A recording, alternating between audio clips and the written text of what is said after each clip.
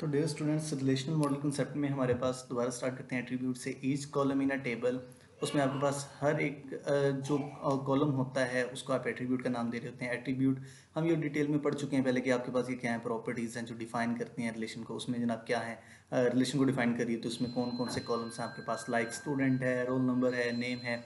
Table basically बेटा आपके पास क्या रिलेशनल मॉडल है, the relation are saved in the table format.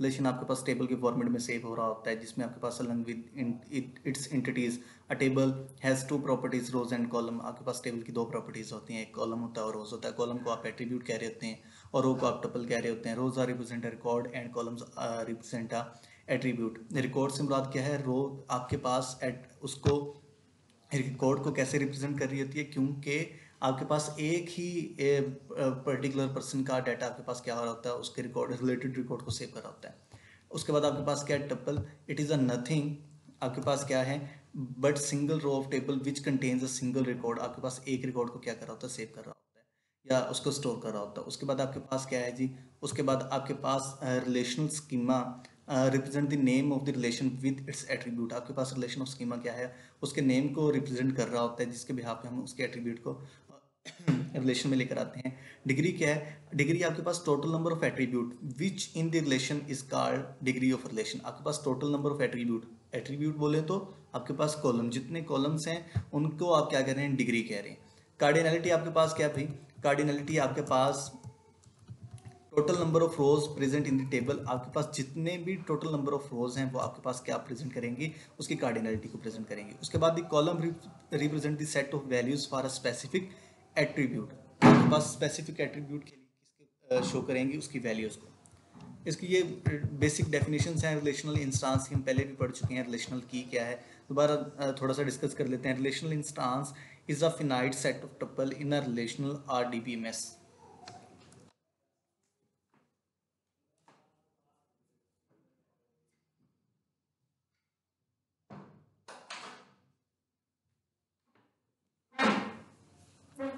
आपके पास क्या है, relational instance is a finite set of tuples. आपके पास नंबर एक सेट ऑफ टपल्स होते हैं जिनको हम रिलेशनल इंस्टांस कह रहे हैं। आपके पास relational instance never have duplicate tuples. मतलब अगर हम वन कहें तो वन के बाद अगर वन कोई मतलब रोल नंबर है तो उसके बिहाफ पे हम किसी वैल्यूज़ को यूनिकली आइडेंटिफाई कर रहे हैं तो वो टप्पल डुप्लीकेट नहीं होगी आपके पास। रिलेशनल की क्या है, every row has one two और multiple attribute which is called a relational key. तो नेक्स्ट हम देखते हैं आपके पास एट्रीब्यूट डोमेन क्या है, इसे भी हम नेक्स्ट में देखते हैं। ये बेटा आपके पास एक डायग्राम बनाई हुई है, इसको थोड़ा सा इस तरह देख लेते हैं। आपके पास बेटा ये एक डायग्राम है, इसको देखें। Customer ID, customer name, status, ये बेसिकली आपके पास क्या है, एट्रीब्यूट्स हैं। आपके पास क्या है, कॉलम्स हैं। इनको देखें, इस पे कस्टमर आईडी पे हमने प्राइमरी की लगाई हुई है। डोमेन आपके पास क्या है, नॉट नल है। ये हमने कस्टमर नेम के हवाले से एक एग्जांपल आगे हम डिस्कस करते हैं। उसके अलावा आपके पास क्या है, ये आपके पास स्टेटस है कि गूगल एक्टिव है, अमेजोन एक्टिव है, एप्पल इनएक्टिव है।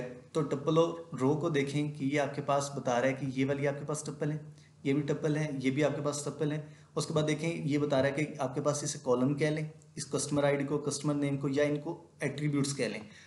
Total column is degree. आपके पास क्या है, तीन कॉलम्स हैं, ये इसकी क्या है, इस रिलेशन की डिग्री है। अगर हम बात करें टोटल रोज, तो टोटल रोज भी यहाँ पे 3 है आपके पास। तो ये भी बेसिकली बेटा आपके पास क्या है, ये भी आपके पास कार्डिनलिटी है। उसके बाद देखें रिलेशनल इंटीग्रिटी कंस्ट्रेंट्स क्या है। रिलेशनल इंटीग्रिटी कंस्ट्रेंट्स में बेटा आपके पास 3 तरह के आते हैं। डोमेन कंस्ट्रेंट आता है, की कंस्ट्रेंट आता है और रेफरेंशियल इंटेग्रिटी कंस्ट्रेंट्स आता है। तो सबसे पहले बेटा क्या है कि ये आपके पास कंडीशंस को रेफर करता है, जिसके बिहाफ पे हम आपका जो टेबल है, आपका जो रिलेशन है, उसमें जो डाटा आता है वो एक वैलिड रिलेशन में आ जाता है। The integrity constraints are derived from the rules in the mini world that the database represent. Basically बेटा आप ये समझ लें कि आपके पास ये क्या है, ये रूल्स हैं, कंडीशंस हैं, जिनके बिहाफ पे आपका डाटा क्या होता है, एक वैलिड रिलेशन में होता है। There are many types of integrity constraints. Constraints are relational database management system, mostly divided into 3 main categories are domain constraints, key constraints, referential आपके पास इंटेग्रिटी कंस्ट्रेंट्स हैं। डोमेन बेसिकली बेटा आपके पास एक वैल्यू रेंजेस होती हैं। की कंस्ट्रेंट्स आपके पास एक प्राइमरी की से रिलेटेड है। रेफरेंशियल इंटेग्रिटी कंस्ट्रेंट्स आपके पास रेफर कर रही होती है फॉरेन की को। तो यहाँ पे मैं आपको ये वाला टॉपिक है, इसकी मैं आपको एक अलग से एक वीडियो सेंड करूँगा जिसमें आप इसको डिटेल से समझ सकेंगे। यहाँ पर जस्ट मैं इसका ओवरव्यू दे देता हूँ, अगर फिर भी आपको कोई इशू रह जाए तो इसको वहाँ से समझ लीजिएगा।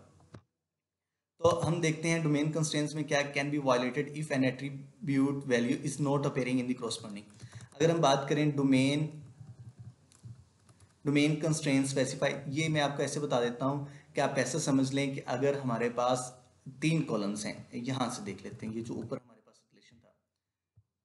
अगर मैं यहाँ पे कहूँ कि कस्टमर आईडी है, कस्टमर नेम है, स्टेटस है, स्टेटस में हमने जो आपने वैल्यू लगाई हुई वो आपने लगाई हुई अल्फ़ाबेटिक, उसकी जो टाइप है डाटा टाइप। तो यहाँ पर अगर मैं एक्टिव की बजाय 1 2 3 लिख दूँ तो ये डाटा की क्या हो रही है, वायलेशन हो रही है, ये आपके पास वैलिड डाटा नहीं है। तो डोमेन कंस्ट्रक्ट में आपके पास क्या बता रहा होता है कि आपके पास एक्चुअल वैल्यू आ रही हो।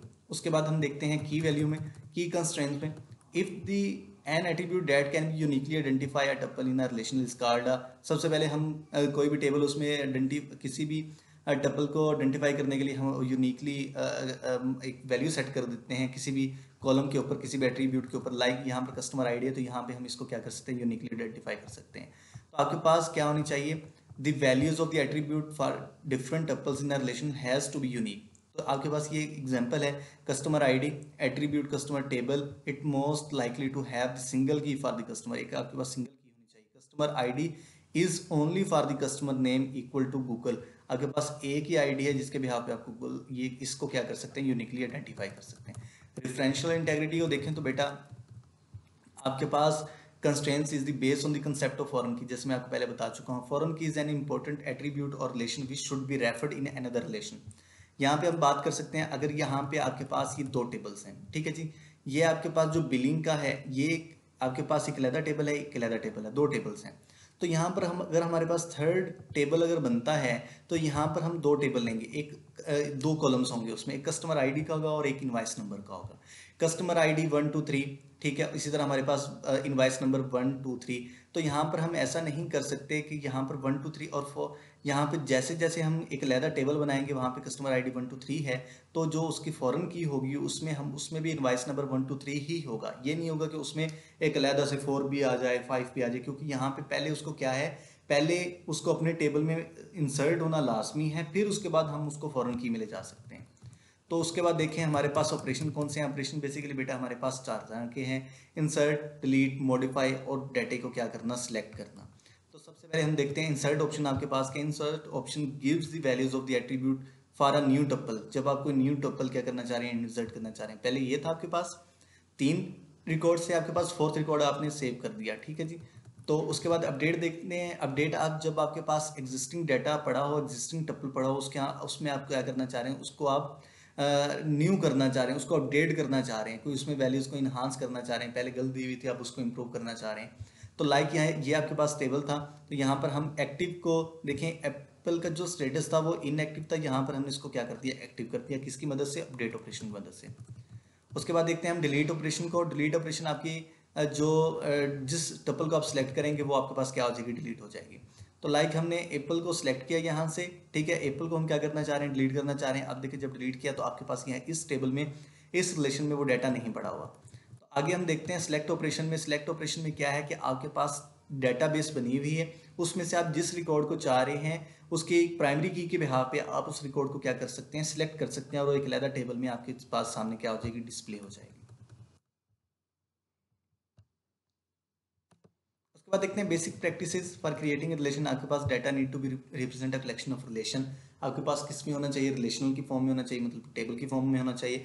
Each relation should be deficit clearly in the table. आपके पास हर रिकॉर्ड को, हर रिलेशन को एक क्लियर फॉर्म में होना चाहिए। Row should contain a data about instance of an entity. Columns must contain a data about attribute of the. बेटा वही वाली बातें हैं जो पहले। अब cells of the table should be hold a single value. अब यहाँ पे देखें सिंगल वैल्यू से क्या मुराद है। अब अमेजोन में ये वाला जो सेकंड रिकॉर्ड है 2, इसके आगे आगे आगे आपके पास क्या है, अमेजोन है। अमेजोन के सेल में, सेल बेसिकली किसे कहते हैं, इंटरसेक्शन ऑफ कॉलम एंड रोज। जहाँ पे आपके पास कॉलम और रोज मिल जाती है वो आपके पास सेल कहलाता है। अब अमेजोन ये जो सिंगल सेल है इसमें एक ही वैल्यू आ सकती है अमेजोन। आप ये नहीं कि इस सिंगल सेल में आप गूगल भी लिख दें, अमेजोन भी लिख दें, आप इसमें एप्पल भी लिख दें, ये ऐसी वाली बात नहीं है बेटा। सिर्फ इसमें क्या हो सकता है, सिंगल वैल्यू को ये कंटेन कर सकता है। No two rows can be identical. अच्छा, each column should be given a unique name. आपके पास हर एक कॉलम को यूनिक नेम देना चाहिए, ये नहीं कि अब स्टूडेंट का नेम लाइक अगर नेम से हम उसको आइडेंटिफाई कर रहे हैं, पहले रोल नंबर आईडी थी, रोल नंबर था, उसके बाद आपके पास स्टूडेंट का नेम था, फादर नेम था, अब दोनों की जगह आप नेम रख दें और फिर आगे नेम रख दें, तो हमें एक नेम यूनिक होना चाहिए। हमारे पास क्या है, एक को हम मेंशन करेंगे स्टूडेंट के नेम से और दूसरे कॉलम को हम मेंशन करेंगे फादर नेम के साथ। ऐसा नहीं है कि आप दोनों को नेम के साथ मेंशन कर लें और जिससे हम रिकॉर्ड को आइडेंटिफाई ही ना कर सकें। उसके बाद आपके पास क्या है, उसके बाद आपके पास रिकॉर्ड है no two rows can be identical. आपके पास प्राइमरी की वजह से अब देखिए रोल नंबर 1 है तो 1 के बिहाफ पे एक यूनिक डाटा होना चाहिए, ये नहीं कि उसके बिहाफ पे 1 के बिहाफ पे एक गूगल का डाटा सेव है, एक अमेजोन का डाटा सेव है, जैसे आपके पास ऊपर एग्जांपल में मेंशन था। उसके बाद हम आते हैं advantage of using relational model में। आपके पास क्या सबसे पहले सिंपल होना चाहिए, स्ट्रक्चर इंडिपेंडेंस होना चाहिए, इजी टू यूज। बेटा इनको आप रीड करेंगे तो आपको आसानी से समझ आ जाएगा। क्यूरी कैपेबिलिटी, क्यूरी बेटा आपके पास ये है कि आप कोई भी क्यूरी लगाना चाह रहे हैं, या हम एसक्यूएल में देखेंगे कि आपके पास एक डेटाबेस पड़ी हुई है, उसमें आप डाटा को इंसर्ट करना चाह रहे हैं, उसमें से डाटा आप सेलेक्ट करना चाह रहे हैं, डिलीट करना चाह रहे हैं, अपडेट करना चाह रहे हैं, तो इसके लिए आपके पास क्यूरीज होती हैं, जो हम एसक्यूएल स्ट्रक्चर क्यूरी लैंग्वेज है बाकायदा तौर पे, जिसको हम रीड करेंगे आगे देखेंगे।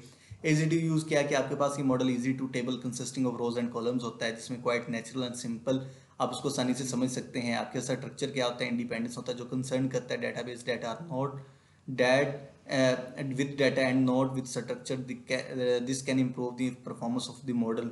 आप जो आपके मॉडल की परफॉर्मेंस उसको आप इम्प्रूव कर सकते हैं। सिंप्लिसिटी बिल्कुल आसान है आपके पास कि मॉडल आपका सिंपलर होना चाहिए, सादा होना चाहिए। उसके बाद डाटा इंडिपेंडेंस कैसे, data can be change without having to change any application. आप डाटा को चेंज कर सकते हैं without changing the front interface. आप फ्रंट इंटरफेस को जो यूज़र इंटरफेस होता है उसको चेंज किए बगैर डाटा के पीछे जो भी स्ट्रक्चर है उसको आप चेंज कर सकते हैं। स्केलेबल है, regarding a number of records, rows number should be in large to enhance its usability. अगर आपके पास पहले 10 रिकॉर्ड्स थे, उसको आप स्केलेबल करना चाह रहे हैं, तो आप उसको इन्हांस कर सकते हैं, उस नंबर को 20 पे ले जा सकते हैं, 200 पे ले जा सकते हैं, 20,000 पे ले जा सकते हैं, तो उसके बाद आप 200K पे ले जा सकते हैं। डिसएडवांटेज क्या है, few relational database have limits of the field length. आपके पास क्या होती हैं कि उस जो फील्ड की लेंथ होती है, लाइक अगर आप टेक्स्ट नेम है तो उसको आप 256 करेक्टर इंटर कर सकते हैं, तो उसको आप इंक्रीज नहीं कर सकते उसकी लेंथ को। रिलेशनल डेटाबेस आपके पास क्या some time becomes a complex in the amount of data grow. और जैसे जैसे आपके पास डाटा बढ़ता जाता है उसको कम्प्लेक्स होता जाता है। Complex relational database may be lead to isolation database where the information can not be share. तो आपके पास कम्प्लेक्स रिलेशन सिस्टम में आपको डेटाबेस को आइसोलेट अलग करना पड़ता है, जहाँ पे इंफॉर्मेशन आप शेयर नहीं कर सकते। तो बेटा ये था आज का आपका टॉपिक, इसे हम वाइंड अप करते हैं। अब जो आपके पास रेफरेंशियल इंटेग्रिटी वाला था, सॉरी इंटेग्रिटी कंस्ट्रेंट्स वाला टॉपिक था, इसकी मैं आपको अलग से वीडियो दूंगा, जिसको आपने क्या करना है, ये था बेटा रिलेशनल इंटेग्रिटी कंस्ट्रेंट्स। अगर आपकी ये समझ आ जाए तो ठीक है, नहीं तो बहुत अच्छी एग्जांपल्स के साथ एक और वीडियो बनी हुई है, वो मैं आपको सेंड कर दूंगा, उसको भी आप गौर से देखिएगा, आपको ये तमाम पॉइंट्स क्या